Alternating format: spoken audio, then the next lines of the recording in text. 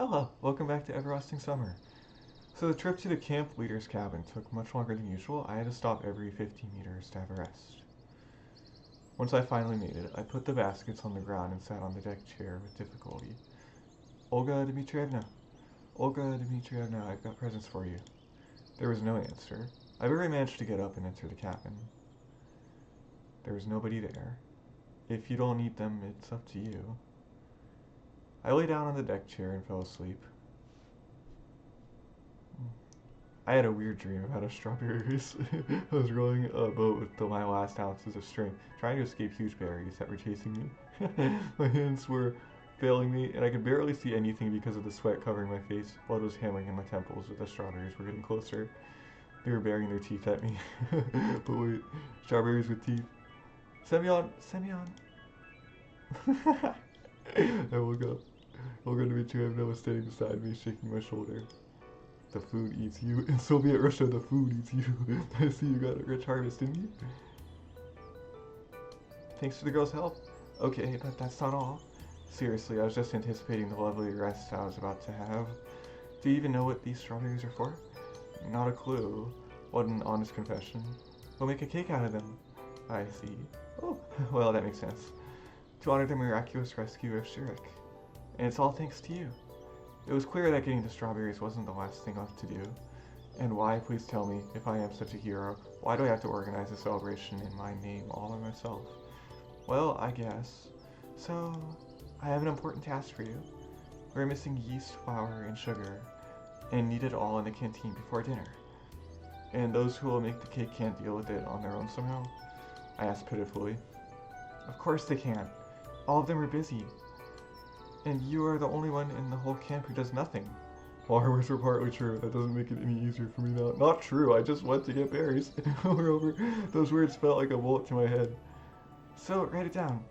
You'll get yeast in the infirmary, flour in the library, and sugar in the clubhouse. Wait up. I have no time. I'm in a hurry. Good luck. She smiled slyly and left. Of course, there are a lot of strange things in this camp, but yeast in the infirmary? Okay, I can deal with that, but flour in the library? And sugar? No, it's way beyond my comprehension. I spat on the floor. I don't want to, and I will not believe this. Just tell me you're pulling my leg. I would not be surprised if a crowd of fat green trolls would appear here right now beside me, with every one of them feeling obligated to laugh at me. So maybe to egg with this cake. I weighed my options for some time. No, if such a major plan of Olga Dmitrievna's fell through, I'd be in for a world of hurt. And it would complicate both my life in the camp and my search for answers, which I've stopped for quite a while. It seems I have no choice.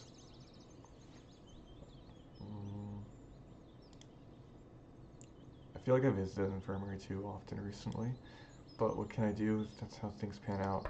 I sighed and knocked on the door. Come in, the nurse said with a trace of sing-song accent. Good afternoon. Olga Dmitrievna sent me to get some... I hesitated slightly. Yeast. Sure. She gave me a broad smile. It's just that I don't have any. Pioneer. How so? She said that. Well, I had some, but now there's none left. I didn't even bother asking why she had it in the first place. Well, don't you worry. You can have some aspirin, for example. That could be of some use to me, actually. Where do I get it, then? I sighed. Take this. She opened the drawer and pulled out some kind of bottle. I took a closer look. It was Austin Kinso beer. What's the matter? Beer is also a fermented product. She gave me a deep gaze. Nobody will even notice. She had a point, but everything just looked so grotesque to me that I couldn't find anything to say. Are you sure? Absolutely. Okay then. The bottle clearly wouldn't fit into the pocket of my shorts. Well, thanks. I'm a little shyly leaving the infirmary. Well, beer certainly could replace yeast. Even my limited knowledge of chemistry and biology was enough to accept this. But generally, walking around with this bottle in my hands looked like a silly idea to me, so I decided to bring it to Olga Dmitrievna's cabin and hide there. But I had to reach it somehow without anybody noticing the beer. I hid the bottle under my shirt. And everything would have been fine, but Sylvia called out to me at the square.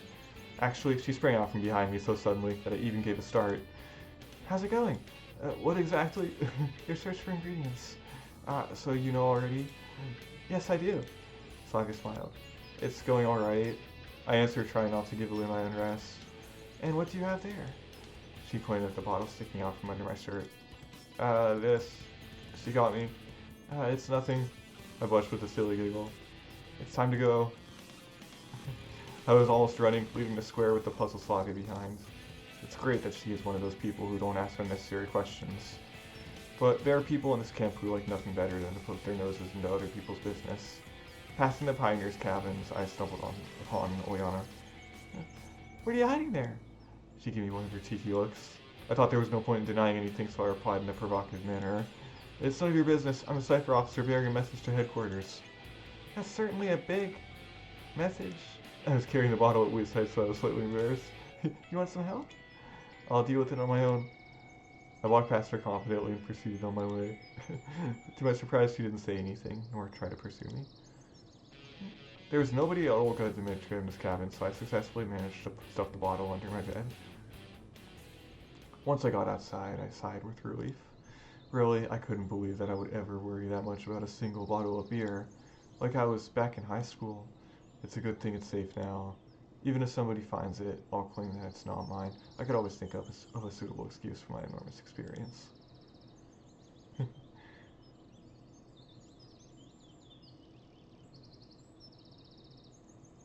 Library.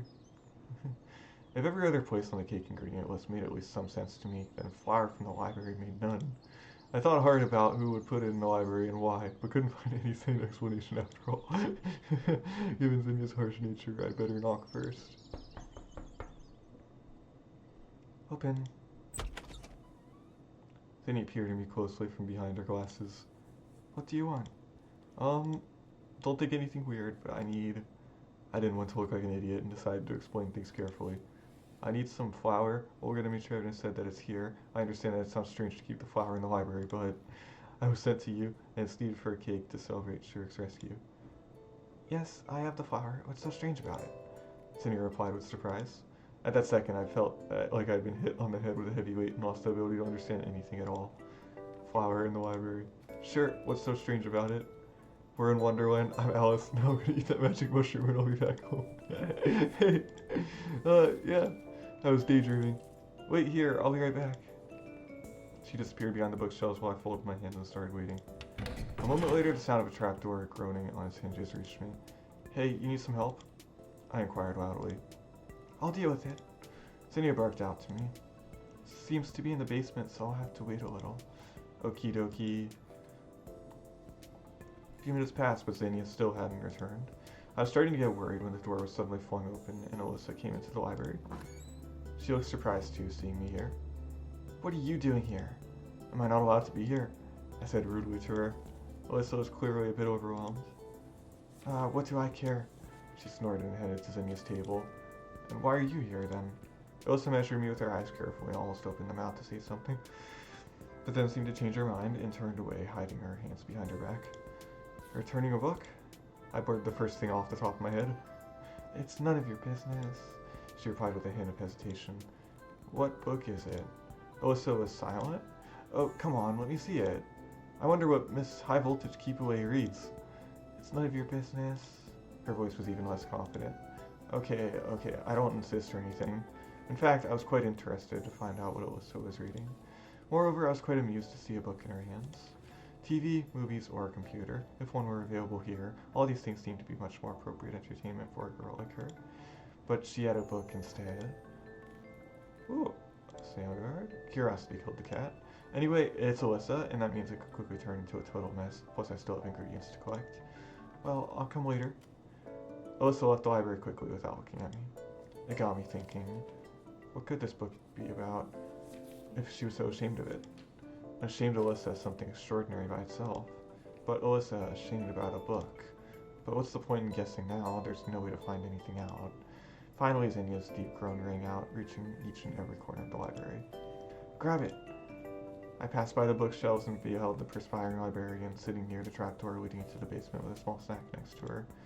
Well, they might have some sort of a storehouse down there. Thanks! I took the sack and left the library. Thank goodness it wasn't too heavy, so I carried it down to Olga Dmitrievna's cabin without too much effort. I guess they just needed somewhere to store it. That was the only place they could put it. Feels like I have gone through more things today than all the previous days combined. Thus, approaching the clubhouse, I've even forgotten to think about how awkward it must be to look for sugar there. Sherrick and Electronic were enthusiastically building something. They were so busy that they didn't even notice me. I looked closely. It was some kind of a robot, or at least the body of one. Moreover, this robot was female and had animal ears. I didn't want to make up theories about purpose of such a device for learners of cybernetics. Even though the design looked practically workable, I had my doubts about this robot ever being able to conquer Earth, or at least being able to do anything on its own. But they seemed to be enjoying the process more than the end result itself. And that was something we shared, even though I didn't want to admit it. On the other hand, they weren't afraid of possible failure, criticism, or jokes. They were working towards their goal without paying attention to others who would call it unrealistic or even absurd. Oh, it looks like I'm truly comparing them to luminaries of the sciences. Hey, guys. I greeted them uncertainly. Oh, Semyon, come in. We're always glad to see you. I was actually already inside. You know, sorry for what happened yesterday. I barely remember anything, but, well, never mind. It's okay. And what brings you to our humble abode? Electronic looked at me slyly. Sometimes I feel that he makes such a face when he knows something about the other person, something he can use in a right moment. Sugar. I need sugar. An image from an ancient video game suddenly came into my mind where some kind of unit like a builder or something cried out with all of its 5-pixel stature. Gold! We need more gold! Huh. We got it, said Electronic calmly. Why would you want it? I felt that I shouldn't explain to Shurik that they want to bake a cake for him. I shouldn't spoil the surprise. I don't know. Olga Dmitrievna told me to get some. Okay, hang on.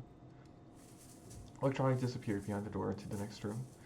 And why do you have sugar here? Why not in the canteen?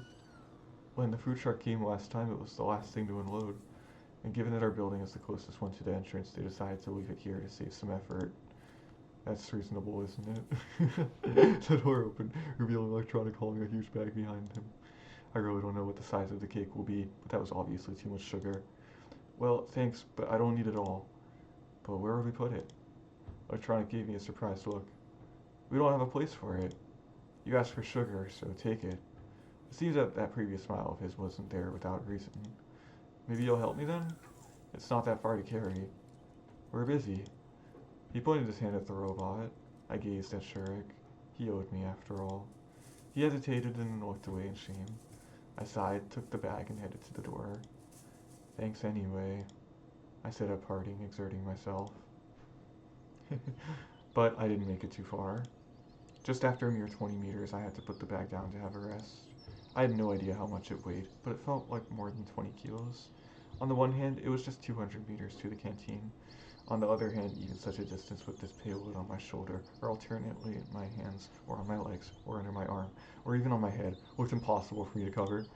And as I resigned myself to move in minor sprints with prolonged pauses between them, so I could get there by night at least, I heard a voice behind me. Maybe I could help you? I saw Lena in front of me. I don't think you can.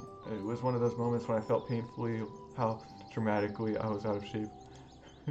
I can bring a handcart. A handcart? Why didn't I think of that myself? Yes, that would be great. Wait here, I'll be right back. She smiled and ran in the direction of the square. What would I do without her? It's good that Lena isn't always that shy and can take the initiative sometimes. I started to think. She seemed quite unusual now, with no trace of shyness on her face and actually the complete opposite, smiles and confidence. The offer of help wasn't something extraordinary by itself, but getting it from Lena. Oh. A few minutes later, she came back with a small handcart. I put the bag down on it. Thanks.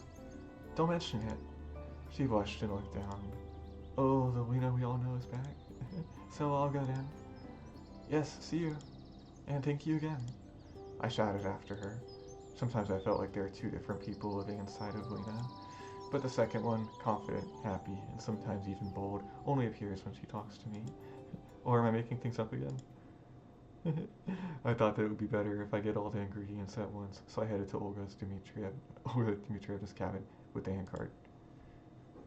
Finally, it seems that everything had been collected.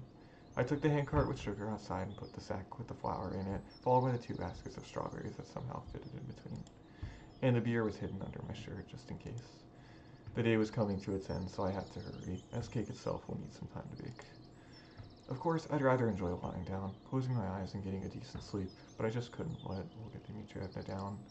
Indeed, after all the trouble I'd gone to, I even felt personally responsible for the success of this event. Coming to the square, I stopped for a moment to catch my breath. It wasn't that the cart was heavy. It ran smoothly without any noticeable effort required. It was just that any physical exertion caused pain to me now. Both a physical and mental one. I sat down on the bench and closed my eyes for a moment. What's that? I didn't really care who it was. Probably just a fellow pioneer girl taking an interest in an unfamiliar companion in distress. What are you talking about? I asked her tiredly. She didn't reply. Those are the ingredients for a cake. Do you like cakes? I don't know. What, you've never tried cake? I don't know. Obviously the girl didn't get what I was talking about, but it didn't surprise me at that moment. I really wasn't interested in the conversation. I was so tired that I had zero intention of classifying external distractions and tagging them as either common or uncommon. I see. Come down to the canteen later and have a bite. Really? Really. And what are they made of? What? I asked indifferently. These cakes. Some flour, some sugar, various fillings. Now that's a strange question. Doesn't she know what cakes are made of? Didn't you just say what they were made of? And you have it all here? Yeah, sort of. And sugar? And sugar. Could you lend me a little? What for? I thought it was over the top. A sudden gust of wind made me grab the cart instinctively and open my eyes. However, nobody was there. Am I daydreaming? I noticed, though, that the sugar sack was untied and a small heap of it had poured out. Could it be that she was scared by the wind and ran away? Having fixed the sack, I got up from the bench and continued on my challenging strawberry way. There wasn't a single person near the canteen. No wonder, dinner was still an hour away. I brought the handcart to the rear exit and handed the foodstuffs to the camp cook. She must have already been told what to do with them as she gave me such an unpleasant look. I'm not sure how long it takes to bake a cake, but it seems she had to hurry. I just wanted to relax for the remaining time up until dinner. In short, I was so tired that I just sat on the steps and waited. My eyes closed themselves. I guess I got so tired throughout the day that I didn't even notice how someone came up to me until they patted me on the shoulder. Hi. Miku was standing before me. Yeah, I didn't need a mirror to imagine an expression of skepticism and annoyance on my face. Oh, excuse me, I must have interrupted you. No problem, I was just sitting here. Alright then. Miku beamed with a smile.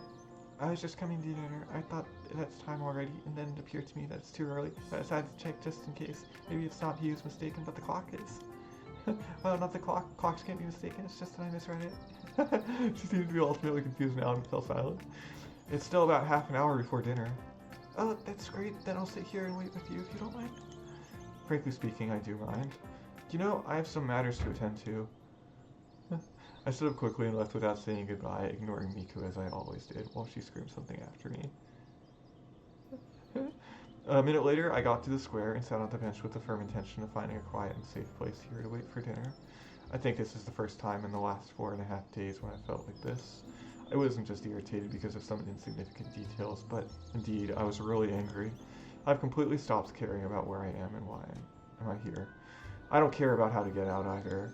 What's driving me mad is that I always have to carry out some stupid task given by our camp leader, and it's always me who gets into stupid situations, and sometimes even ends up looking like a clown. If all of this is some alien trick or a plot of the universal mind, they better consult with their psychiatrist. I gritted my teeth and clenched my fists. And most annoying thing is that everything that happens seems to happen by itself somehow. I'd be happier not having to carry around bags of sugar that weigh a ton, but I had no choice at all. I mean, any other option would lead to much worse consequences than a muscle strain or hurt pride. Who are you angry with? Oh, it's even showing on his face as he's thinking all this. Leon was standing in front of me and smiled slyly. Nobody really, I answered absently, but my face gave me away. Just like that. Okay, it's up to you. You better tell me, why did you run around the camp the whole day with some kind of bags? I had to. I've replied reluctantly. I guess it was food. Maybe it was. Liana was about to say something, but at that moment, the bell rang, calling the pioneers for dinner. I sighed in relief and quickly headed to the canteen, leaving Liana behind. Oh, Semyon, thank you very much. For what? The camp leader gave me a friendly smile. For the cake, of course. Sure. It was at that exact moment that I understood the true meaning of the saying, keep your thanks to feed your cat. You didn't tell anybody? This ought to be a surprise. Yeah, that's my boy. And now off you go to dinner. Olga Dmitrievna waves her hand, pointing at the canteen. I stepped through the doorway slowly and started to look for a free place. It turned out there were plenty today, so I got the chance to eat all alone. There was fish with mashed potatoes for dinner. What misfortune once again, I'll be left half hungry. And didn't we have fish for lunch? Is it a fish only day today? Having pushed my plate with the fried sea dweller away, I laid my head on my hands and closed my eyes. But soon somebody came up to the table. Hey, are you alright? I'm fine, I replied without changing my position. Just tired? Yeah, a little. That's bad. Savia said it seriously. Of course. You remember that we are going for the hike after the dinner, don't you? Have you prepared everything? What? Where? I opened my eyes and lifted my head up instantly. Lena was standing by Slavia. That hike? She was surprised. Didn't you know? No. I put my head down on the table and covered it with my hands. If only I could sink into the ground right away. The girls remained silent. I was left alone with my thoughts for some time, and that was fine by me. Maybe I could have sat that way until the end of dinner time, but the strong voice of Olga Dmitrievna was heard from the opposite end of the canteen. Guys, to celebrate the miraculous rescue of our friend and comrade Shurik, we baked this cake for you all. Oh. I lifted my head idly and looked towards the camp leader, but couldn't see anything beyond the pioneers' backs. A second, just a second. And nothing about me. Nothing about me rescuing Shurik or gathering the ingredients for the cake. As if that's how it's ought to be. Well, it would be wrong to expect anything else from our camp leader. Let's go, or we won't get our share. Slavia smiled. Let's go. Lena agreed. Yeah, sure. I got up reluctantly and tagged along behind the girls. As we approached the crowd of pioneers, Olga Dmitrievna was just putting the cake in the center of the table. And now... The camp leader wasn't able to finish, as Ulyana rushed out from the pioneer crowd and dived into the cake. She managed to nibble it a few times before she was pulled away. She was kicking and screaming. I stared blankly from the outside at all this drama, Alyssa smiling, Lena picking up some cream with her finger, all the furious pioneers around. I felt completely out of place here. I thought that if I closed my eyes now and opened them again, here I am back to the safety. Alright, I'll see that. Well, of my apartment in front of a computer. I blinked, but nothing changed. Only the noise and the confusion became sharper. Well, Yana, that's the limit. I just... Well, in fact, behaving like this is a bit over the top, even for her. Sure, it broke into the conversation, or is it a court-martial? Please, Olga Dmitrievna, since the cake is celebrating my return, it's no big deal. He hesitated. It doesn't matter. The camp leader turned to Olyana. And you, today I'm going to punish you to the fullest extent, so you'll behave next time. Whatever, she snorted and turned back. You won't be going on the hike with us tonight. As if I wanted to. I was more than willing to switch places with Olyana and skip the hike instead of her, but who knew? If I had guessed beforehand, I have been the first one to go berserk and smash the cake. After a couple of minutes of confusion, the pioneers started to disperse. You have to get ready too. There will be a lineup at the square in half an hour. I looked straight into the eyes of the camp leader, trying to express my attitude non-verbally, but it seems that I failed. Don't be late. Olyana was sitting at the table when I approached her on my way to the exit. So why did you do it? She looked very upset, but she had a right to be so. I wanted to, Olyana replied abruptly. So you're happy now? Of course I am. And you, good luck with the hiking. She smiled mischievously, sprang up, and rushed out of the canteen. Well, a little bit of luck wouldn't hurt. Walk and you shall reach is what is exactly his proverb. I kept whirling in my head all the way down to the camp leader's cabin. Somehow I just couldn't manage to argue, to pretend that I'm sick, or to just skip it without a reason. The events of this day taught me submissiveness, although sometimes whatever was happening made no sense to me. As I walked in, I had a thought. Well, in fact, how should I get ready? Clothes? I only have an overcoat and a pair of jeans. Anyway, I forgot to ask whether it's going to be an overnight hike or not. I couldn't think of anything better, so I grabbed a sweater that I had on me whenever I arrived into camp. The night might be fairly chilly, and shuffled slowly off to the square. All the camp was already there, although it was about 10 minutes before the time Olga Dmitrievna had designated. I settled down near the edge and waited patiently. Night was falling. If viewed from the outside, what a fairly comical picture we would make, a crowd of pioneers lined up out of a sheer habit, like they were awaiting a silent command from the bronze agenda. And all this happened in the scarlet rays of the sunset. And there he is, waving his hand and screaming, "Attack!" as roaring soldiers with red handkerchiefs charged into the battle against some ghostly enemy. But Olga Dmitrievna showed up and started to talk instead of Yenda. "It seems everybody is here. Great." I was so tired today that I couldn't even think about anything, so I ended up just listening to the camp leader. "Now, today we'll go hiking. It is essential for every pioneer to be able to come and rescue his comrade, to offer a helping hand in the hour of need, saving them from a hopeless situation. We have to learn to do all these things together." A whisper that ran through the pioneer crowd suggested that most probably this truly epic expedition would end in a clearing in this forest several hundred feet away from the square. Somehow I thought so too. "We'll walk in pairs. So, if you haven't chosen a partner for yourself yet, now's the right time to do so." Pioneers quickly caught on to the idea and started to match in pairs. It looked like I was the only one without a partner. Savia was enthusiastically discussing something with Olga Dmitrievna. Lena was with Miku. Electronic was, of course, with Shirk.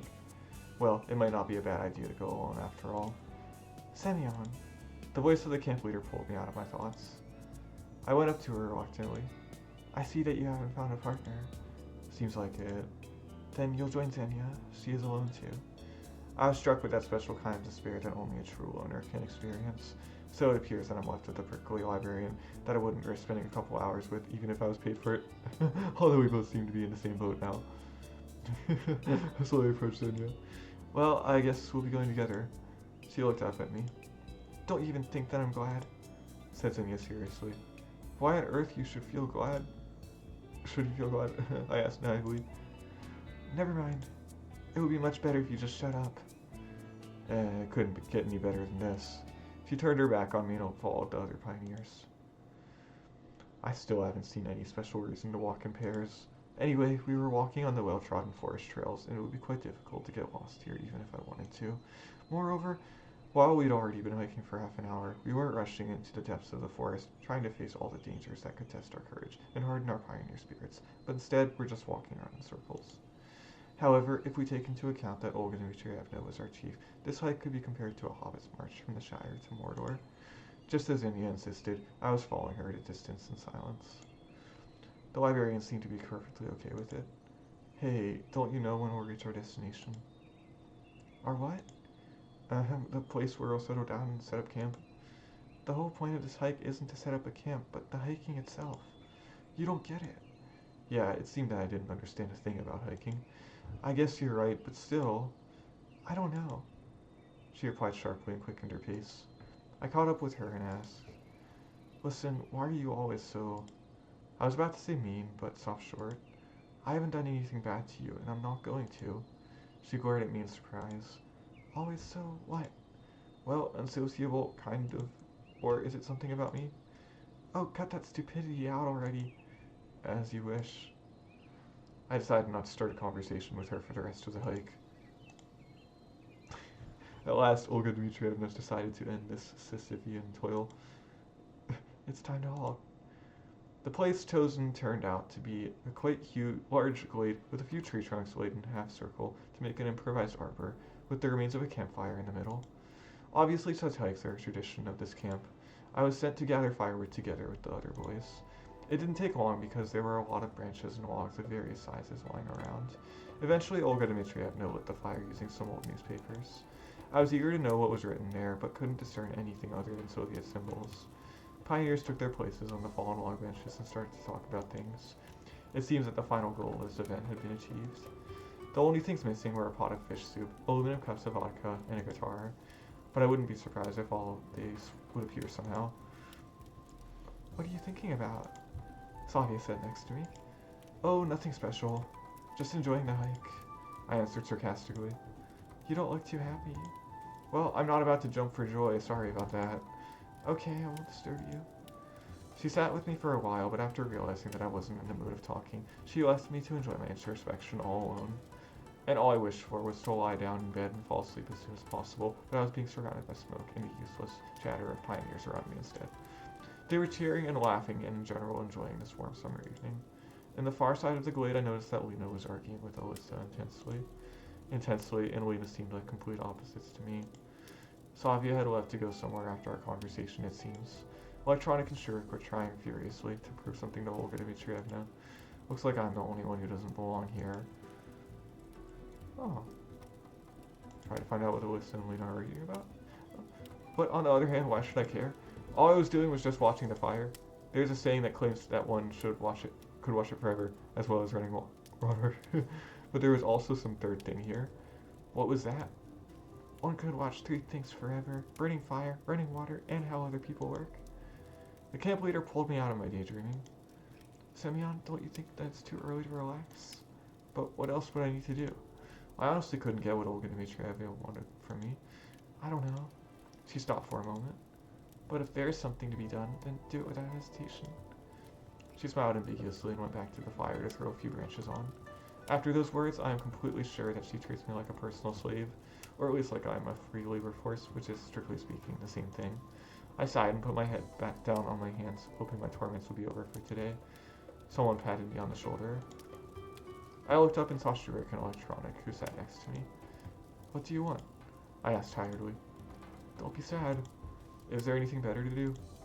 Look, we've been discussing the possibilities for the advancement of the Cybernetics Club with Olga Dmitrievna. And there is a problem. We need more guys. If you could.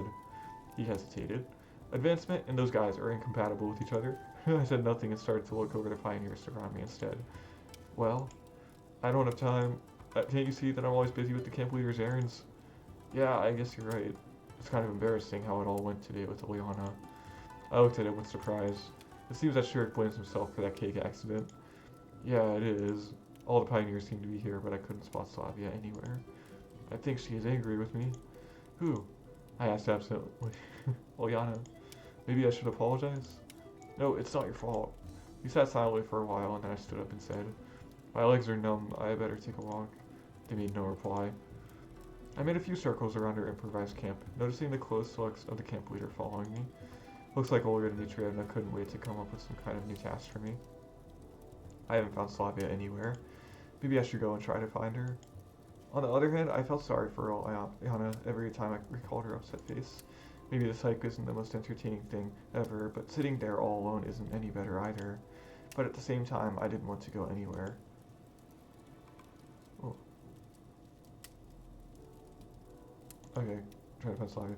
I was absolutely sure that Slavia was alright, so I decided to stay. I guess that's enough for me today. Okay. I sat in my previous place and waited for the end of the hike patiently, almost physically able to feel the looks the camp leader aimed at me. At last, she stood up and declared, and now let's play cities. I had nothing against the game itself, but it was obvious that the hike would take longer because of it. Pioneers sat around the fire. I noticed Lena and Alyssa, who took their places on a trunk opposite me. It seems that everything is alright. And just a few minutes ago, I thought the opposite while looking at their quarrel. But anything is possible. I'd really like to know what they were talking about, but it's impossible now, and I could feel tiredness growing in me more and more. My mind was completely blank. To be precise, my head was so heavy that there was no place in it for ideas to unfold. While in my better times my brain appeared to be a wide highway with millions of thoughts running by, chasing one another and causing major crashes, now it was more like a footpath lost in the woods which is used rarely and only in exceptional cases. Slavia didn't come back. Maybe she had something to do. But once again, there's no way to find out now. Okay, let's start. Moscow. Pioneers started to name cities. Finally, it was my turn. I tried to listen closely to catch the first letter of the city I'll have to use. We played several rounds. Ooh. Each new city name made it harder to remember everything that was mentioned before. My attention was dissipating and I was already lost in all these capitals, megalopolises, villages, and urban settlements. Semyon, it's your turn. Olga Dmitrievna brought me back to reality. Oh, excuse me, and what was the last one? You're daydreaming again. It was Sevastopol. Okay, then I'll say London. Already used. Well then, it got me thinking. There were tons of cities in the world starting with L, but it was hard to remember even one of them now. Liverpool? Already there. Los Angeles? Ah, finally. She gave me a scornful look, but the game went on. I could hardly bear to think of another city starting with L, but fortunately it was the last round. Okay, that's enough for today. It's already late. Time to go back. I sighed with relief. On our way back, we walked as we liked without joining in pairs. Oh, that was fun. Night descended upon a camp. A perfectly regular and normal night. It was one of those nights when dark skies, stars, and even a crescent moon don't cause any special feelings, and the chirping of crickets and the songs of the night birds seemed more like routine work noises than a nocturnal chorus. Ooh. In a few minutes, all the pioneers were lining up in the square. It was quite late already, and fatigue took its toll, so our lineup wasn't perfectly aligned. It looked to me more like a line of Vikings after a successful battle, where the warriors are happy and smiling, anticipating their return to their families rather than thinking about maintaining correct formation. But someone else could possibly see a completely defeated troop or a bunch of survivors who have to march to their homeland with the last of their strength. Thanks, everyone. And now go to sleep. It's late already. Pioneers quickly each ran their own ways, and I was left together with the camp leader. And we should go too. We went in complete silence to Olga Dmitrievna's cabin. Okay, let's sleep, she said, turning off the light. I was tossing and turning for quite a while, recalling all the events of the day. On the one hand, I was overcome with fatigue. On the other hand, I couldn't shake the feeling that I'd forgotten something, done something wrong, said something wrong, and this feeling of incompleteness was tormenting me. It was about 2 a.m. All bad things would end sooner or later, or at least would take a break. I fell asleep.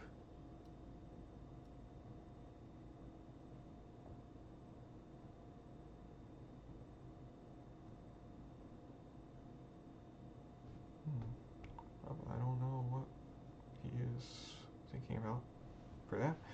I don't know what time it was when Olga Dmitrievna woke me up, but even before opening my eyes, I felt the imminence of death. My whole body ached, I felt dizzy, my mind was clouded by haze. Semyon, wake up immediately, or you'll miss breakfast, and more importantly, the lineup. Looks like the camp leader intends to exploit me to the fullest today, the same as any other day. I gargled something, covered my head with the blanket, and turned to the wall. In the end, Olga Dmitrievna's anger would never go beyond words. At least I really wanted to believe so then. Stand up right now, or what? I was going to say triumphantly, but kept silent. Not because of fear, just because I felt too lazy to open my mouth. Really, what could she do to me? Lecture me at the lineup, hang my photo on the wall of shame? Or use me for inhuman alien experiments? Well, I'm ready for that too. Just let me sleep a couple of hours. Okay, but if you miss the lineup... The door slammed behind the camp leader, and the sleep which had been about to fade claimed my mind again.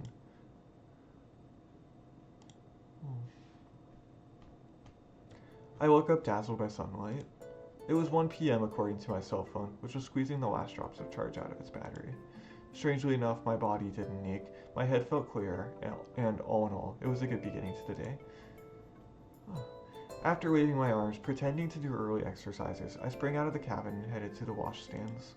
Yeah, I slept through breakfast, but we'll be served lunch soon, so I shouldn't worry that I'll have to stay hungry like I did yesterday.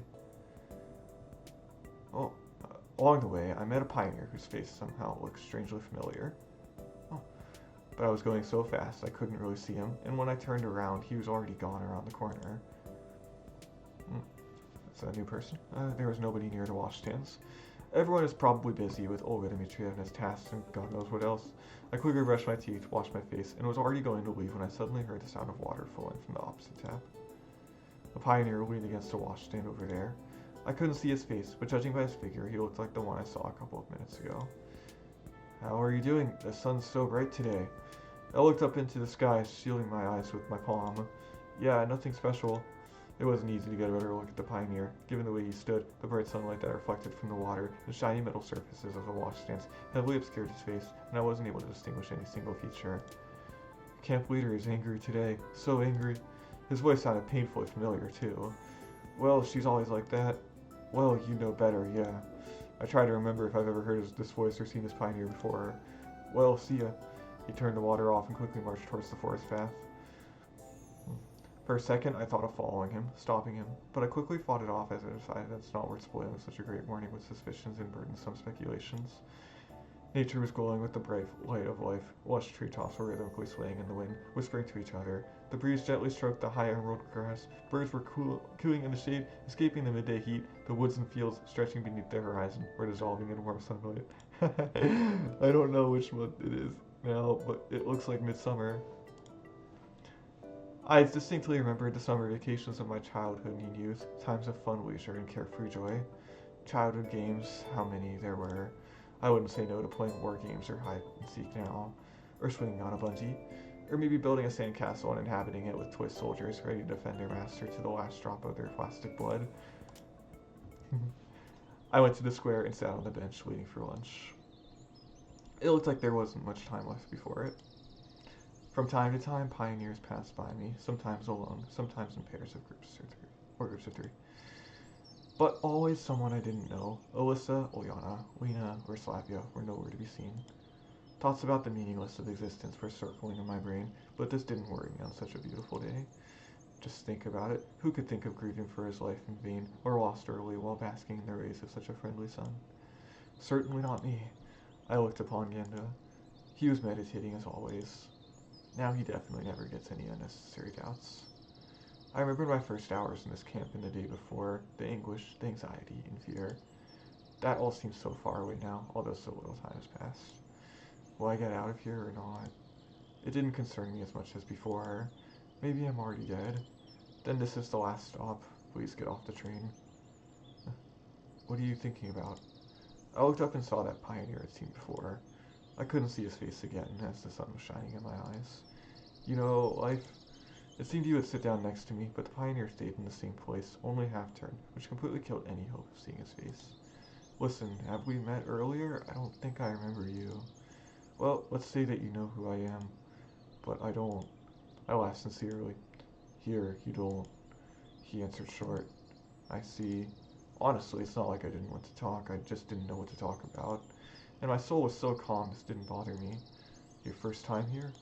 He asked a question, but his tone implied he was only expecting a confirmation. Yes, and you? Me? He paused for a few seconds.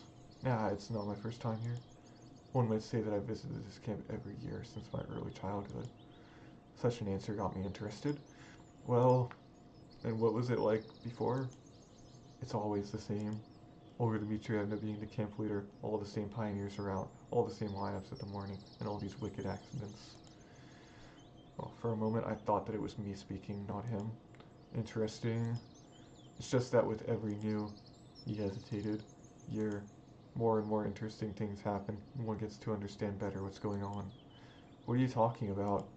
This conversation positively triggered my curiosity. It's a pity that I can't distinguish the face of this pioneer at all. Well, every session in the pioneer camp reminds of the previous one, he said calmly. Probably, this is my first. It shows. The pioneer grinned. But it looks like it won't be the last. Well, it's fun here and all, but you know how they say there's no place like home, but you still have to get back there. And I was absolutely sure that this guy was hiding something from me. To be precise, he stood out too much from the camp's usual ordinaries and was too different from the local inhabitants. What do you mean? You think I'm stuck here forever or something? I said, enunciating every word. The pioneer had no time to answer as the launch bell sounded. I turned my head towards the loudspeaker, and by the time I looked back, the guy was already gone. Thousands of theories and speculations instantly appeared in my mind, but I stopped myself, remembering all the apparent normality of this camp. After all, nothing supernatural has happened in these 5 days. Moreover, everything here seemed too natural, sometimes even boring. Maybe this pioneer didn't mean anything by that, and I just misunderstood him. Thinking that, I went to the canteen intending to feast. Sometimes it seemed to me that lunch here is akin to the crowds around the soup kitchens during a famine. Pioneers were running around, pushing each other, trying to crawl through for the first meal and take the most comfortable table. I was calmly standing, impatiently waiting for the cook to get me my assigned food rations. For lunch today, we had okroshka, which I didn't really like, and cutlets with potatoes. I sat in a corner and mentally rejoiced that I will be able to eat in peace. My table was the farthest from the kitchen. I could reasonably hope that the pioneers who were looking for a free place wouldn't reach it, or would reach it last. However, when I moved on to the main course, Slavia, Shurik, and Electronic appeared from the crowd. Can we? I had nothing against their company. Of course, lunch was going surprisingly calmly. Even Electronic wasn't jabbering as he usually does. I finally finished the meal, sprawled in my chair, and, satisfied, clicked my tongue. Listen, do you know this pioneer? I saw him today. You know, he's so... I suddenly realized that I don't really know how to describe him. Well, about my height, same constitution. Hard to say from such a description. Saga smiled. Well, we have half a camp of such guys if it comes to that. All in all, they were right. Why are you asking? It's just that I met him today, and it seemed like I haven't seen him here before. Look in the canteen. I don't think he'll miss lunch. Why didn't I think of that? That's it. Okay, guys, enjoy your meal. I got up and started to slowly walk along the rows of tables. Lena and Xenia were sitting over there. I gave them a friendly smile. Losa and Ileana were laughing and arguing about something. Olga Dmitrievna was surrounded by pioneers. Good thing she didn't notice me. There are hardly any free seats, but the guy from this morning is nowhere to be seen. The situation is getting more and more interesting. Looks like I won't find him here. Maybe he already had lunch. I headed to the exit. It was so hot outside that it seemed like he would instantly melt after coming out of the shade. I suddenly felt like sleeping. I yawned and headed to the camp leader's cabin in order to follow the domestic interpretation of the Archimedes principle. In the end, Olga Dmitrievna is unlikely to return anytime soon. At least I think so, and I will definitely have a couple of hours to rest. Anyways, I really don't expect any other options to arise, especially in this heat. The heavenly coolness in this cabin became my salvation. I took my clothes off and jumped into bed. Crickets were lazily chirping outside. The wind was shaking the curtains on the window, and I sank into a dream.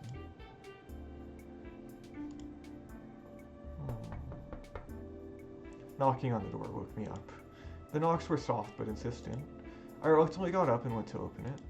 Strangely, there was nobody on the doorstep. I rubbed my eyes and stepped out to look around. All the same, no one around. A dream, maybe? It was already 4 o'clock. I felt jaded. I probably shouldn't have slept in the afternoon. After all, I knew it was going to happen. I put on my boots, left the cabin, and walked the door. But where shall I go? All in all, there is not much time till dinner. A sudden thought came to me that it would be nice to refresh myself, so I went towards the beach. The sun has passed the midday mark a while ago. It gets dark early here in the south. I squinted and looked up at the flaming disk. Who was that just now? I flinched. The same mysterious guy was standing in front of me, and once again his face was hard to see due to the bright light. For a moment the sun blinded me, so I could not see anything besides the faint contours of objects. Are you stalking me? Nope, I was just passing by, he answered calmly. Then you should know better. So you haven't seen anyone? Correct. I rubbed my eyes, but it did not help. Why didn't I see you at lunch? I asked bluntly. I wasn't hungry. He laughed. I blinked a few times and my vision came back, but the pioneer had miraculously disappeared once again.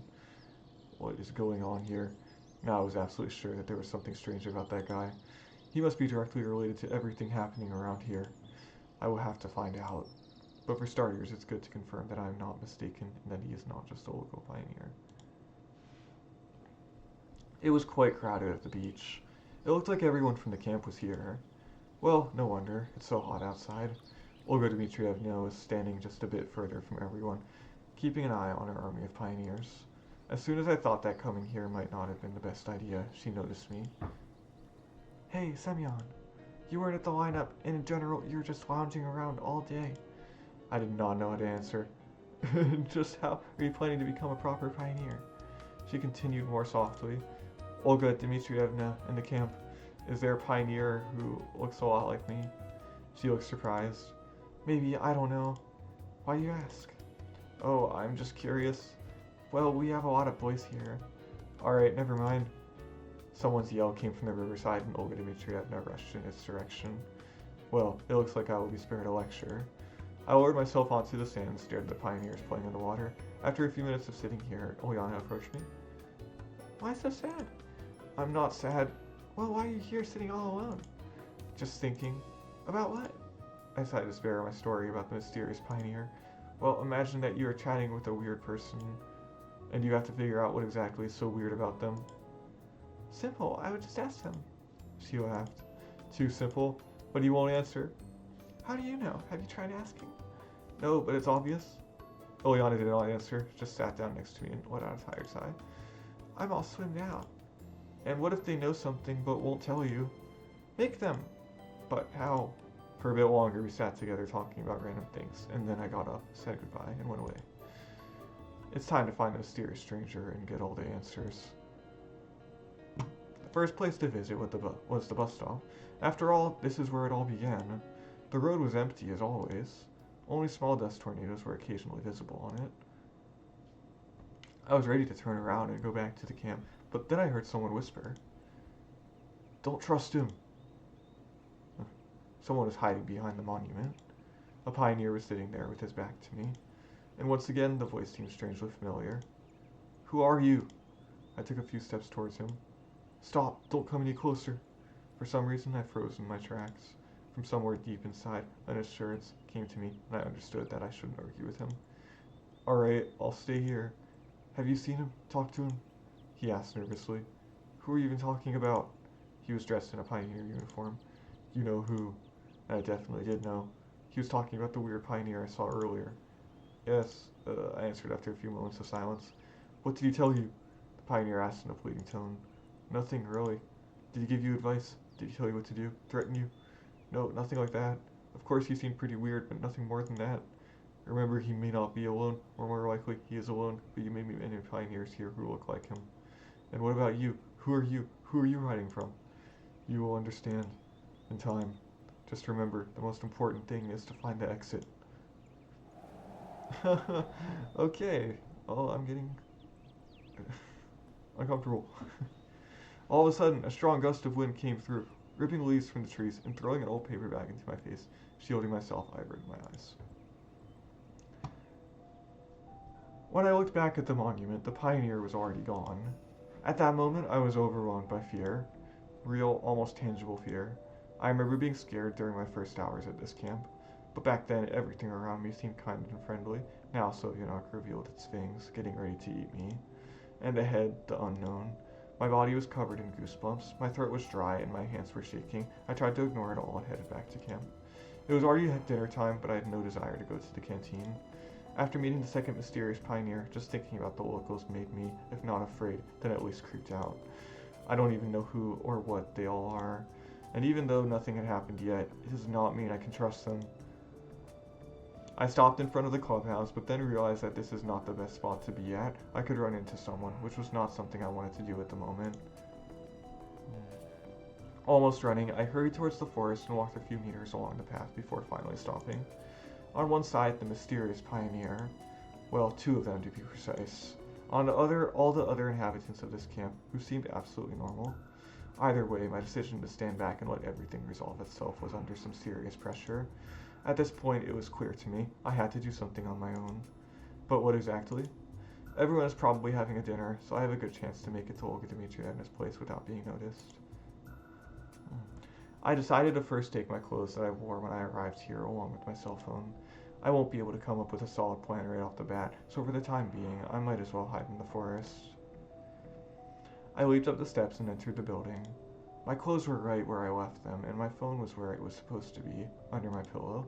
I quickly grabbed it and was ready to stuff it into my pocket, but then I noticed something on the screen. The message window was open. The text read, "You're wrong, Semyon. You're so wrong." It felt like my soul had left my body. I froze on the spot. I was shaking and my blood was pumping so hard, it felt like my skull was going to burst open from the pressure. It took at least a full minute for me to come back to senses. Olga Dmitrievna could have typed in the message, or one of the pioneers. It's easy to figure out how to do it, even if they are not familiar with this technology. But no one besides me should know where I keep the phone. This event was the straw that broke the camel's back. I rushed out of the house, determined never to come back here.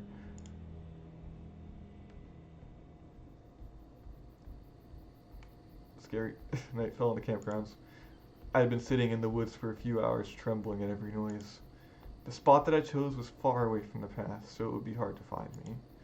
I was keeping a few plans in my head for the time being. To try and run, to kill every single person in the camp. However, on the other hand, one thought chased me, and I realized that I shouldn't behave like this because of some strange pioneer, or even because of that message on the phone.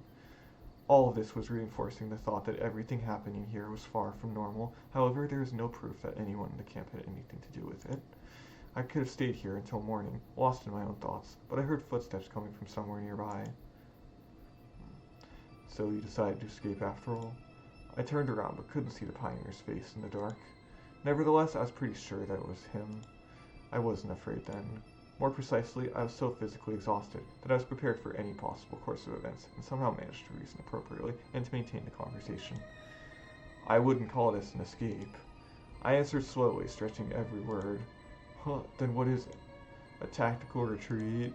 Brilliant! He burst into laughter. Listen, why don't you tell me what's going on? Who are you, and what do you want from me? What did that guy tell you at the gate? It seemed that he didn't even hear my question. He told me not to trust you. I lied. But on the other hand, I thought that it was what he meant. Well, that's always the way for him. Running away, hiding. I could hear irritation in his voice. I'm not sure what kind of circus you were running here, but I'm not going to be a part of it. Oh, why not? You're the star, after all. I couldn't see his face, but I bet he was smiling. Explain my part to me, then. You know, I was like you in the beginning. The first time everything went peacefully. Then I escaped, tried to understand what was going on, got mad, and even tortured them to get the truth. He laughed crazily. I shivered. But it was pointless. Continued the pioneer after calming down a bit. Pointless. And then I began to notice the lapses. At first I just heard their voices from a distance and sometimes in my head. Then vague silhouettes appeared. Then they slowly took on physical form. And finally, they stepped into my world. I could touch them, introduce them to other pioneers. And they all were different. Different. Do you get it? Different. He started shouting. And it recurred again and again. You can get used to the loops, but then I learned how to get into their worlds by myself to interact with the others. But it turned out that I'm not alone. There are lots of us. Today you saw at least one more. He fell silent. I didn't know what question to ask and didn't want to interrupt his story, so I simply waited. After a minute, he continued. It's not that simple, of course. It's not always possible. Only under certain circumstances. When you feel strong emotions, for example. I instantly remembered how I saw him the first time, the time when I didn't feel any emotions at all, including the moments when you feel happy, as if he was reading my thoughts. I see. So you're trying to say that there are several parallel worlds, including the same camp with its inhabitants, where I'm replaced by you, or that guy I met at the bus stop? Yeah, something like that. His answer didn't surprise me at all. In the end, it's clear that whatever happens here is beyond the limits of human understanding, and this theory didn't even seem all that unusual. But you said that everything recurs. Yes, it recurs. And what will happen afterwards? You'll start from the very beginning. You'll wake in the bus, come to the camp, meet Olga Dmitrievna, the girls, electronic. But if it happened to you, then why should it happen to me as well? It happens to everyone. Once again, he laughed hysterically. And how many loops have you experienced so far? I stopped counting them already. At first I tried to remember them though. Maybe a few hundred. No wonder, it was very clear to me that this guy was suffering from a regressing mental dysfunction. But you searched for a way out, didn't you? He didn't answer. That's what that guy at the bus stop was talking about. Because he understands nothing, no. Darn it, he shouted. Because he's just like you, constantly running away, hiding. What would you do? Suggest then? If I had any suggestions, I wouldn't be standing here talking to you. Alright, but you were trying, weren't you? Are you trying to understand what I know, since I've been around here for a long time? He asked cheerfully. Well, that's evident. Yes, I did try to run away from here. There. He waved towards the forest. Is nothing there. Nothing but trees. When I had been walking there for several days and finally passed out, I found myself in the bus again. Same for walking along the road. It's endless. Talking to somebody about that is pointless. You probably already understood that by yourself. I did. I interjected. Even if you try to explain your situation directly, at best you'd just be considered an idiot. What if you try not to leave the bus? It's pointless. Sooner or later, you'll be found. I even tried to spend the entire time there. In the end, I fell asleep and everything started from the beginning. And what if you started by yourself and leave? No keys, and I don't have any carjacking skills. A curse cycle. Exactly. A long silence fell. Finally, I asked, and what about the people around here? Don't they raise absolutely reasonable suspicions? Suspicions? Laughter again. The only thing that is suspicious about them is that no matter how much you tell them, they stare at you with their eyes out on stalks. The people, I feared them at first too. Then I used them for different experiments, and now I don't consider them humans. They're all dolls, puppets. You can easily predict any reaction, any word or action. So they aren't worth fearing, are they? The one worth fearing is yourself, he said softly. Do you know how funny it is when human bones crack as they slowly break from distension? Looks like he has finally lost his marbles. Listen, I understand everything, but the other one thinks that's a bit much too. But it doesn't matter. Nobody but you is real here. The pioneer suddenly fell silent. Well, no, I don't agree with you. You're probably thinking, why I didn't check this all by myself, aren't you? Why I didn't try to reach the nearest village or town. Yes, I did have such thoughts. Why wasn't I suspicious? Why was I doing different stuff instead of searching for answers? Well, yes, forget about it. That's normal. We all behave like this for the first time here. But how many others have you seen so far? Not that many. The pioneer was lost in thought. About 10 people, maybe. But I'm sure there are many more of them. And is everyone like this? In fact, yes. Only the details are different, but the main thing is invariable. There's no way out of here. And by the way, you're just like the majority of them. The only thing that differs is that you have heard everything from me instead of experiencing it for yourself. I don't know if I should thank him for that. Well, and what now? Nothing, he said shortly. I closed my eyes and lost myself in thought. That was a critical mistake. When I opened the eyes, I didn't see anybody, just like the previous times. So it's clear what's going on now. But, in fact, how could everything he said guide me to an answer? Yes, I am not alone. Yes, everything recurs. But what's the reason for all this? And what is more important, where's the way out? The only useful thing that I extracted from the conversation was that the local inhabitants were not worth fearing. And that was quite significant to me for now, since it was much better to sleep in a warm cabin instead of the forest. I sighed, took my things, and headed towards the camp. As I was walking, the conversation with my fellow sufferer popped up in my mind every now and then. Why did I not ask him about the message on my phone, and some other stuff? There were hints, after all. Maybe if I had found some details out, I could have drawn some conclusions. However, it didn't seem like our meeting would be the last one. The lights were on in Olga Dmitrievna's cabin. I opened the door gently and went in. Speak of the devil, here you are, the camp leader said angrily. Olga Dmitrievna, I'm so tired now, so let's put off the lecture. Tired from what, I wonder? From everything, I snapped rudely. The camp leader looked at me with surprise. I fell into bed without undressing. Semyon, a role model pioneer, shouldn't behave like that. And how should he behave then? Well, not like that. The camp leader stumbled for a moment as if struggling to pick the right words. He should respect his seniors. I respect you immensely for sure. Semyon. The sarcasm in my voice didn't go unnoticed. And now I'd like to sleep. Wait, by the way, how far is the nearest town? When does the bus arrive? How can I even get out of here? I asked in a surprisingly calm voice. There was no answer, and there shouldn't have been any. I said all this just in order to get rid of her. Why are you silent?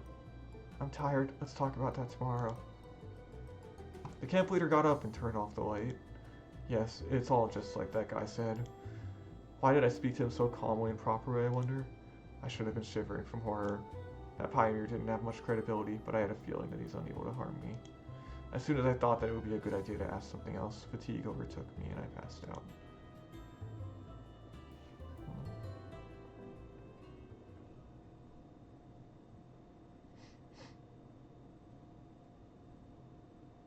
Yep, this is definitely weird. The bright sunlight was striking my eyes even through my eyelids. I stretched out lazily and quickly got myself out of the bed. It was 2 p.m. Looks like yesterday really finished me off and my body required much more time to recover than usual. I had a stroll around the room thinking of what I should do today. Obviously my life in the camp would never be the same again after everything that I'd heard from that strange pioneer. And if everything's just as he said, I have plenty of time ahead. I grabbed my hygiene kit and went outside. I managed to take only a couple of steps as somebody ran into my back. I turned around and saw Alyssa. Hey, be careful, said she indifferently and ran on her way. She held some kind of a bag in her hands. Whatever, yet another ordinary day in this crazy place. I finished brushing my teeth and then spent an eternity washing my face with ice cold water to bring myself to my senses and refresh my head at least a bit. I felt a bit better after that. Suddenly, hope struck me from nowhere. It wasn't a hope that I'd likely to leave this place safely. Rather, I just didn't want to believe that everything is as bad as that guy told me. Good morning. I heard a faint voice coming from the woods. Someone stood behind a tree. Morning. Are you ready? Ready for what? I looked again and it seemed like it was the pioneer from the bus stop yesterday. Indeed, I was prepared for such weirdness today, so I wasn't really surprised and started this conversation quite clear-headed. You didn't believe him, did you? What are you talking about? Everything that he said. Alright, but what is your opinion on what is happening? I'd already distanced myself from the outside world and decided to treat everything happening to me just like a fictional film, not reality. Hopefully it would give me more room to move around in terms of situational logic analysis. There is an exit. There has to be, he said excitedly. I don't know, but I'd like to believe that too. If you just... Semyon. Semyon. I turned around. Sadia was standing right next to me. Who are you talking to? No one. Just talking to myself. I hardly think it's worth telling her about aliens from parallel worlds. She probably can't even see them anyway. Have you prepared already? Prepared for another hike? No. Today is the last day of the session. What? A stupid smile settled on my face. There will be a bus this evening. We're leaving. Holy cow. I was ready for even the most incredible of twists, but was this what that mysterious pioneer was talking about? Probably it was. Well, apparently I'll have to go for a second lap and live yet another week in this camp. But this time I know everything. I haven't packed yet. It's not like I have much to pack anyway. Okay. Sadia shifted her gaze. Seemed like she wanted to say something, but hesitated. Well, see you then. Yeah. I had asked when we were leaving at least. I went to the square with the intention of discovering that. There's got to be someone I know there. But believe it or not, there was only Gendo waiting for me at the square. Probably all the pioneers are busy with packing. I took a seat on a bench and just stared at the sky. It turns out that today I just have to wait for the departure, pass out on the bus, and wake up in this camp again, just like the first day. Everything was drowning in silence. It's exactly that time of a summer day when the sun seems stuck in the sky. The birds and crickets have gone for an after-lunch doze, and the wind is saving its energy to deliver a long-awaited coolness to people in the evening. It suddenly crossed my mind that I haven't just missed lunch, but I haven't had any breakfast either. It was ridiculous to search for anything in the canteen. The pioneers had surely cleaned up everything just before the departure. I scratched my head and made my way to Olga Dmitrievna's cabin. Surely there should be something edible in the table's drawer. Someone called for me just as I approached the door. Shuriken Electronics swiftly approached the cabin. Are you already packed up? Already packed up, I answered, imitating him. You haven't quite been yourself the last few days. What makes you say that? How should I know? You'd know better. I mean, why are you so concerned? No reason. A real pioneer always treats a comrade's problems as his own. I cast a skeptical look at him. Thanks for your concern, I'm fine. There actually was half a loaf of stale bread and a piece of smoked sausage in the drawer. I ate everything with deliberate pleasure, washing it down with smelly water that Olga Dmitrievna probably used to water the plants. Just as I finished, someone started knocking on the door. Come in. Liana rushed into the room. Oh, it's just you, she said disappointedly. And who did you expect to see? A circus complete with bears? Liana giggled. Where's Olga Dmitrievna? Don't know, I shrugged. Why not? I don't know because I don't know. What do you want from her anyway? Got to ask something before the departure. Okay, I'll tell you that you were searching for her if I see her. By the way, why are you packing up? Like I have much to pack. Well, see you. She cracked a sly smile and bounded out of the cabin, slamming the door behind her. And still, it's really strange that nobody seems to be puzzled by the sudden departure. And why am I the only one who was not expecting it? Like everyone really cares if I pack my things up. As well as that, doesn't anyone care that this is the last time we're seeing each other? The words of that guy in the forest yesterday about all the camp's tenants being unreal suddenly sprang into my mind. Well, right now I'm more ready to believe it than ever. The desk drawer where I found my breakfast contained lots of odds and ends. I grabbed a pencil and a piece of paper, examined them for some time, and then slipped them into my pocket, just in case. I had no intention of watching over all the pioneers and running around and packing, so I just lay on my bed and didn't even notice how I dazed off. It was somebody's voice that woke me up. A familiar pioneer was sitting directly opposite with his back to me. I'd gotten used to him a bit since yesterday, and it even seemed that I stopped hearing him. Hey, why do you always hide your face? Because you shouldn't see it, if you say so. I wasn't in a position to argue. So, what are you going to reveal this time? You already know that's the last day of the session, don't you? Yep. And you've already spoken with that one? Yep. So, what did he tell you? Nothing special. He said that there's an exit out of here. The pioneer burst into laughter. Yeah, I believed that 2 ages ago. And now? And what is now? I have my past, my life back then. He stopped talking for some time. Anyway, it was all a long while ago, so I don't really remember. The future is all the same. Whoops, whoops, whoops. Repetitions of the same story. Where is this now? Well, I hate to say it, but I'm not yet as lost in time as you are. Oh, that's nothing. That'll come with time. He broke into diabolic laughter. There's just one thing I don't understand. What's your reason for coming to me? What do you expect to achieve? Me? Nothing really. So why did you come then? It's just because you, him, and others like us are the only real people around you. Given everything you said to me already, I just wasn't ready to believe that all the local tenants are just puppets in some kind of hellish stage play. Are you sure that you're right? Right about what? Well, that you're right about everything? I can't be right or wrong. I didn't choose this world. I didn't throw myself into it. I'm just here, and you're just here. Listen, I've already got a headache from your philosophizing. I was kind of puzzled with myself as to why I was so calm talking to this mysterious pioneer. Well, here it is, right in front of me. All the fantasy and devilry that's happening in this camp. Here it is, an explanation, at least a partial one, for how I got here. Here they are, the answers I've searched for such a long time. On the other hand, my behavior is quite logical. While I couldn't quite explain what was happening, this cuckoo guy just talked and talked, but it's not like his words changed anything. Then what's the point of listening to him? Oh no, you will soon understand everything yourself. Somebody was knocking at the door. I got up to open it. It was Flavia on the doorstep. You came to see Olga Dmitrievna? No. Come in then. I was 100% sure that the pioneer had already disappeared. Turns out I was right. Slavia took a seat on the bed and I snuggled against the wardrobe in the far corner of the room. She was distinctly nervous. Did something happen? Not really. It's just today's the last day. Well, I'm already aware. Better late than never. Well, so I thought. I mean, we probably won't see each other ever again. It's a small world, as they say. But maybe you would give me your address to write letters. I would have if only I knew it myself. If I only knew it myself. You know, let's do it the other way around. You give me your address, I'll definitely write to you upon arrival. But why don't you want to get out yours? Well, we were just about to move, so you never know. It's better if I write to you.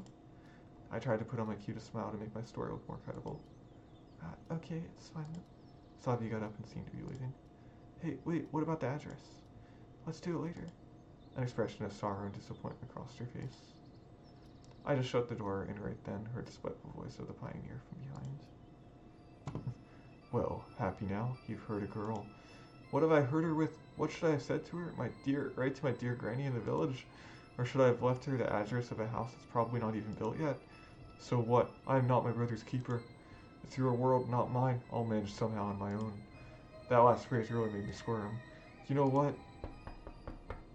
I didn't manage to finish the phrase. Someone was knocking at the door again. Come in. Liana flew into the cabin. Why the rush, milady? I made an excessively showy bow. Me? I'm just... Her eyes darted about cautiously and her cheeks were blushed. Just wanted to say goodbye.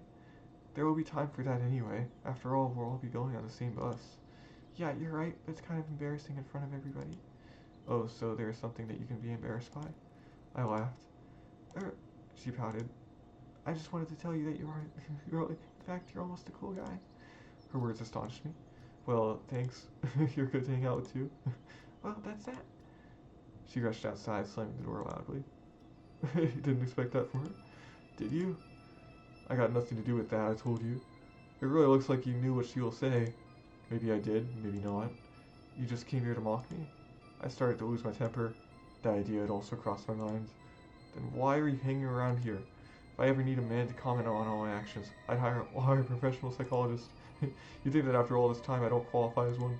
My estimation is that after all the time here, you've definitely gone bananas. All psychologists are freaks. Yes, but not all freaks are psychologists. He laughed out loud. A sense of humor. How encouraging. Frankly, your jokes are fairly lame. Who are you laughing at? At yourself. Listen, if you got nothing to do in your own world, go and bug that second one. And have you got anything to do in your world? The pioneer sharply countered. You know, I'll find out what to do. I'll pack up my things, leave this camp. And then what? And then what? Then what? Like, I know. I've never been in such a situation before, believe it or not. It's just that you've forgotten that you won't be able to leave the camp. Yeah, he was right on this matter. Probably. Just because you failed to do so, that doesn't mean that I will fail too. You're the boss. There was a knocking at the door. So quiet that I barely heard it. Who else is it? Hissed under my breath and shouted. Come on, come in. The door didn't open, so I pulled the handle myself. Lena was on the doorstep. It looks like I really scared her. Oh, I'm sorry, I didn't mean to. You came to see Olga Dmitrievna? No, she said, staring at the ground. So what is it then? What did Lena want from me? Come in. Come in. She came in and hesitated in the middle of the room. Want to take a seat? I pointed at one of the beds. Lena hesitated a bit more, but nevertheless took a seat. Did something happen? Not at all, it's just... She threw a quick glance at me, but blushed at once and looked away. Here. Lena took something out of her pocket and handed it to me. I was stunned. It was my phone. But where did you get it from? I found it in the forest. Okay, but why do you think it's mine? Some boy told me so. Have you ever seen him before? I don't know. I couldn't see his face, but he was dressed in a pioneer uniform. Everything was clear at once. And don't you wonder what it is? I looked at the screen. There still was some battery left, therefore the cell phone shouldn't just look like a piece of plastic to Lena. I don't know, some kind of game. Yeah, you're right. I quickly opened Snake in the menu and handed the phone to her. Here you go, a keepsake. Oh, what are you doing? I can't. Lena waved her hands at me. Take it, I have loads of these at home. She resisted a bit more, but finally she took the device. And what do I do with it? Press the keys to move left and right. You've got to eat these pellets to keep from hitting your own tail. Wow, it's so interesting. She smiled. Thank you, and yet I have nothing for you. It's so embarrassing. I don't need anything, thanks. No, that's not good, she said with a voice that sounded more confident than usual. It's the last day today, after all. Yeah, I hope we'll meet again. I think we will. Then I have a present for you. And what is it? Close your eyes. I did so. And promise that you won't open them until I tell you. Okay. No, you have to promise. Alright, I promise. In a moment, I felt a light kiss on my cheek. I was really eager to open my eyes, but I promised. Open. The room was empty. What a girl. The only thing I managed to say. So, how does it feel, stud? I heard malicious laughter from the place where Lena had just been sitting. So that's your new way of pranking me, huh? Using the others? Me? Pranking? God forbid. Indeed, you got a kiss from a sweet girl thanks to me, on the cheek, but anyway. I really wanted to beat him up at that moment, but I wasn't even sure that he was a physical being here. I presume that this prank wasn't your last one? I said, calmer. Who knows, who knows. Isn't it fun? The pioneer laughed hard. Perhaps Professor Moriarty laughed like that, anticipating the success of his diabolical plan. You're certainly having fun, but I'm not. But you're certainly having fun, but I'm not. Relax, dude, there's almost nothing left, and here you go, your second lap. After you do a dozen, you'll earn a pit stop. Then you'll earn a pit stop. Although you probably won't need me then. You'll figure out everything yourself. It's not like I need you right now either. Oh, what ingratitude. Just cut it out, if you'd ever. Just shut up already. No understanding. Shut your mouth! I screamed so loud that the walls trembled. Oh, jeez. The front door suddenly burst open and Alyssa came in. Is it just me, or has someone gone completely nutty nuts? She asked with fright. Well, you could say so, I answered angrily. Why are you yelling? Because I want to. I've already realized that the accidental arrival of Alyssa was either planned by this pioneer or would be commented on by him in a manner that I'd sooner drive a pair of nails in my ears than have to hear. Have you gone psycho or something? Alyssa reclined on a bed in a laid-back manner. To what do I owe the honor? I came just for the sake of it, and you're just here screaming. You aren't doing anything just for the sake of it. I've got nothing to do. I pack my stuff. It's boring. Well, well, if you think I came to you because... She threw an angry glance at me and turned away. I really shouldn't have come after that. After what? I haven't said a word. Of course, you thought it instead. Oh, so you can read minds now? There's no need to read your mind. It's written all over your face. It was hardly possible to read anything on my face besides fatigue and anger. And what have you read there? That's none of your business. Well, it's not like I'm holding you here. Forget it. I'll go wherever I please. Don't boss me around. Okay, stay here then for God's sake. Anyway, I liked Alyssa's company. Was much more than the pioneers. I lay back and closed my eyes. It took Alyssa a few minutes to break the silence. You really don't want to tell me anything? For example? Today's the last day after all. So you're happy? Well, she babbled uncertainly. Everyone's leaving. Good riddance. And that's all? You need something else? Didn't you like it here? Her voice sounded unusual. I've seen better places. Man, you're so dumb that speaking to you is a complete waste of time. She got up and headed to the exit. Yep, good luck to you too. Alyssa turned to me. Her face was writhing with anger. Couldn't you at least have said that you'll miss me? Sure I will. Wimp. She slammed the door loudly. Stupid.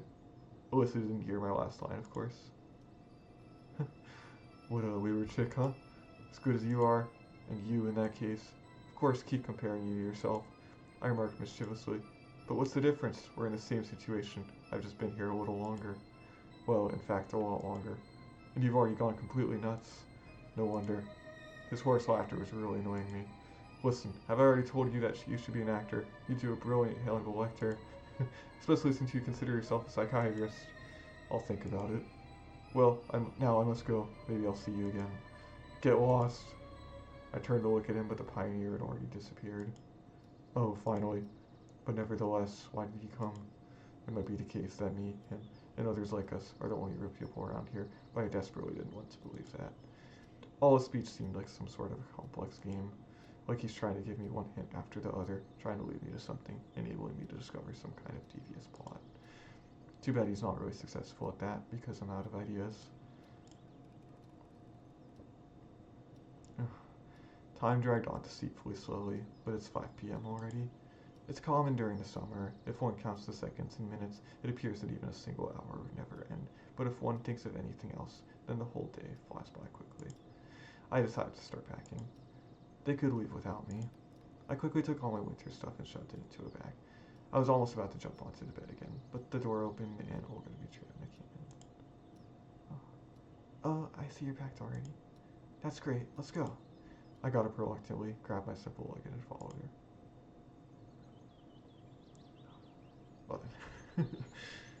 Bye.